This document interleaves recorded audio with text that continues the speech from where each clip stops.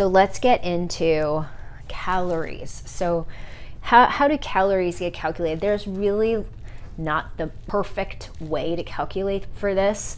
Basically, you would take your basal metabolic rate, your BMR, and multiply this by activity. Now, activity gets a little complicated. It includes something called NEAT, non-exercise activity thermogenesis. So that would be like all the steps you take in a day, just walking around. You'd want to take more steps and just be more active.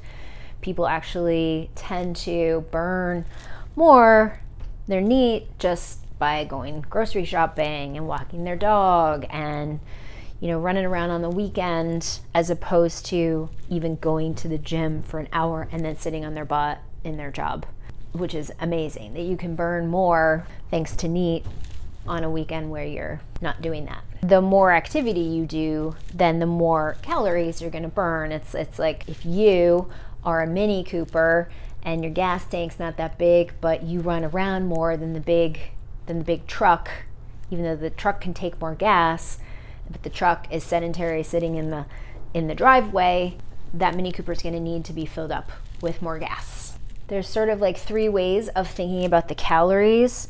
You're either in a deficit, which is required for fat loss. You're in maintenance. In maintenance, you're maintaining your weight, right? You're not gaining weight or not losing weight. You're maybe recompositioning, depending how active you are. And then there's a surplus, where in a surplus, you can build muscle, but you will also, this is kind of for gaining, and you're also likely to gain fat. Personally, I've been in a surplus for almost a year, not because I wanted to gain fat. I did gain fat, but it was to build muscle. I had lost a lot of muscle after breaking an ankle in 2019. I have really wanted to work hard on recomping, and it's much easier to do a recomposition within a surplus, but just by focusing on building muscle first and then going into a deficit to shed the fat. And how you go into the deficit, if you count macros, you also may remove certain foods because they don't agree with you, and that's going to be up to you. So this is the very basic concept of how to follow the three levers. Now, if you are really trying to lose weight, ideally, I think of caloric restriction like coming in and landing a plane gently, right? Like you don't want to crash land a plane.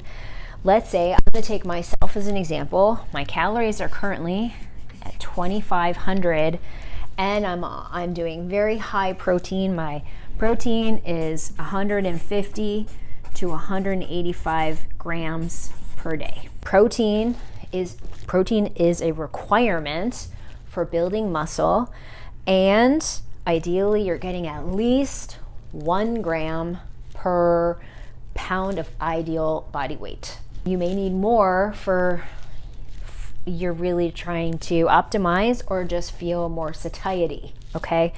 So protein is going to help you feel satiated and keep you from overeating. So if you prioritize it, it's really going to crowd out a lot of junk and keep you from really, being naughty.